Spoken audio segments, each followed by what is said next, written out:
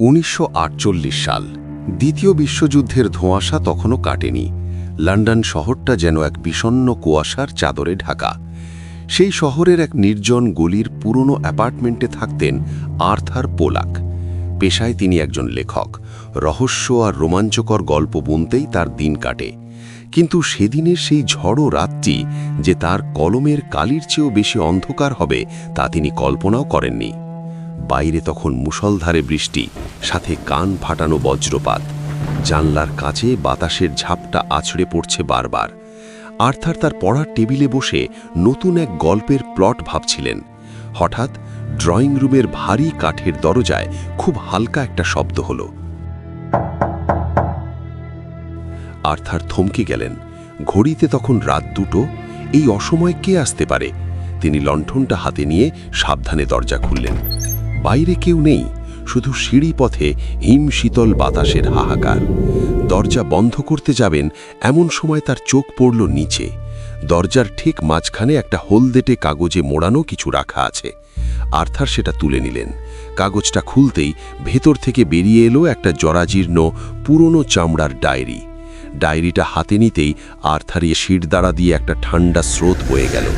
কোনো কারণ ছাড়াই ঘরের তাপমাত্রা যেন হিমাঙ্কের নিচে নেমে গেল। আর্থার ডায়েরিটা নিয়ে পড়ার টেবিলে বসলেন। প্রথম পাতাটা উল্টোতেই এক তীব্র পচা গন্ধ তার নাকে এলো। পাতাগুলো রক্তাভ বাদামি রঙের ছোপে ভরা। ডায়েরিটা ছিল এলিজা রিড নাগে এক মহিলার। তারিখগুলো 1940 সালের, যখন লন্ডনে জার্মান বিমান হামলা চলছিল। এলিজা লিখেছেন কিভাবে তিনি যুদ্ধের সময় এক নির্জন বাড়িতে আশ্রয় নিয়েছিলেন, কিন্তু সেখানে তিনি একা ছিলেন না। ডায়েরির প্রতিটি লাইনে এক চরম আতঙ্কের ছাপ। এলিজা লিখেছেন, সে আমাকে দেখছে।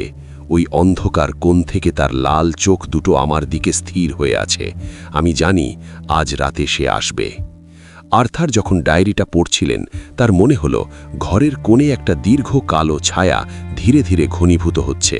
ডায়েরির শেষ পাতাগুলো ছেড়ে ফেলা, কিন্তু সেখানে নখের আঁচড়ের মতো গভীর দাগ। আর্থার বুঝতে পারলেন এটি কোনো সাধারণ ডায়েরি নয়, বরং এক অতৃপ্ত আত্মার করুণ আর্তনাদ। পরের দিন সকালে আর্থার যোগাযোগ করলেন এলিয়াস থর্নের সাথে। এলিয়াস লন্ডনের পরিচিত একজন প্যারানর্মাল এক্সপার্ট, যিনি অশরীরী জগতের সাথে যোগাযোগ করতে পারদর্শী। আর্থার সব খুলে বললে এলিয়াস ডায়েরিটা হাতে নিয়ে চোখ বন্ধ করলেন। কয়েক সেকেন্ড পর এলিয়াস বিড়বিড় করে বললেন, আর্থার, এই ডায়েরির মালিক এখনো মুক্তি পায়নি। সে বিচার চাইছে। আমাদের সেই পরিত্যক্ত বাড়িতে যেতে হবে। তারা পৌঁছলেন লন্ডনের উপকণ্ঠে সেই জরাজীর্ণ ম্যানশনে। বাড়িটা যেন এক জীবন্ত কঙ্কাল। জানলার কাঁচগুলো ভাঙা, দেয়ালের পলেস্তারা খসে পড়ছে। তারা সাবধানে বাড়ির বেজমেন্টে নামলেন। সেখানে এক বৃদ্ধকে দেখা গেল। জীর্ণ পোশাকে পড়ে আছেন। তিনি থমাস মিলার, এলিজার স্ত্রী। থমাস গত কয়েক বছর ধরে এই অন্ধকার বেজমেন্টেই লুকিয়ে আছেন, যেন কোনো অদৃশ্য পাহারাদার তাকে বন্দী করে রেখেছে। এলিয়াস থর্ন তার হাতের বিশেষ লণ্ঠনটা জ্বালিয়ে থমাসের সামনে দাঁড়ালেন। থমাস তখন জ্বরে কাঁপছেন, তার চোখগুলো কোটরাগত। এলিয়াসের গম্ভীর কণ্ঠস্বর বেজমেন্টে প্রতিধ্বনিত হল, থমাস, সময় শেষ। সত্যিটা বলো, নইলে এই অভিশাপ থেকে তোমার মুক্তি নেই। থমাস কাঁপা কাঁপা গলায় কথা বলতে শুরু করলেন। 1940 সালের সেই অভিশপ্ত রাতে যুদ্ধের ডামাডোলের মাঝে থমাস উন্মাদ হয়ে গিয়েছিলেন।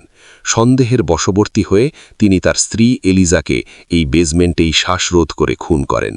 থমাস বর্ণনা করছিলেন কিভাবে তিনি এলিজার নিথর দেহটা মেঝের নিচে লুকিয়ে রেখেছিলেন এবং প্রচার করেছিলেন যে সে বিমান হামলায় মারা গেছে। থমাস যখন খুনের প্রতিটি নৃশংস বর্ণনা দিচ্ছিলেন, হঠাৎ পুরো বেজমেন্টে এক হিমশীতল ঠান্ডা বাতাস বয়ে গেল। ঘরের মোমবাতিগুলো নিভে গিয়ে শুধু এক অদ্ভুত নীল আলো জ্বলে উঠল। আর্থার দেখলেন থমাসের ঠিক পেছনেই কুয়াশার মতো একটি অবয়ব তৈরি হয়েছে। সেটি এলিজা। তার মুখটা বিবর্ণ, চোখের কোণে জমাট বাঁধা রক্ত। থমাস যখন তার শেষ অপরাধ স্বীকার করলেন, তখন তার কণ্ঠস্বর রুদ্ধ হয়ে এলো। তিনি হাউ হাউ করে কাঁদতে কাঁদতে বললেন, এলিজা, আমাকে ক্ষমা করো। ঠিক সেই মুহূর্তে থমাস মৃত্যুর কোলে ঢলে পড়লেন। তার শরীরটা নিথর হয়ে মেঝেতে আছড়ে পড়ল।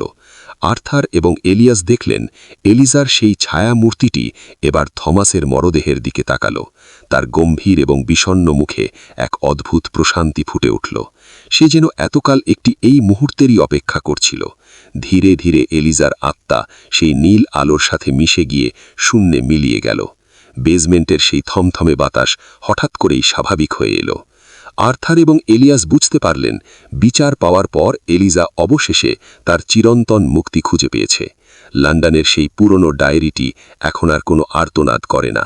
সেটি এখন শুধুই এক ইতিহাসের সাক্ষী হয়ে আর্থারের শেলফে পড়ে আছে। এই ছিল আজকে আমাদের গল্প।